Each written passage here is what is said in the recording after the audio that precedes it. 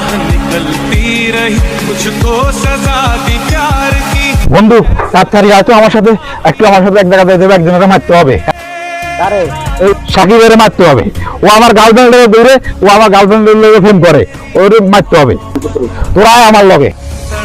এই দাঁড়া, তুই যে সাকিবের মারতে যাবি, সাকিবের তো দোষ নাই।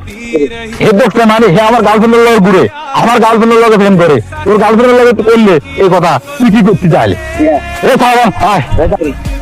গার্লফ্রেন্ডের কথা কইছস, তোর আমার গার্লফ্রেন্ডের নাম্বার ল। তোর গার্লফ্রেন্ডের নাম্বার দিয়ে আমি কি করবো?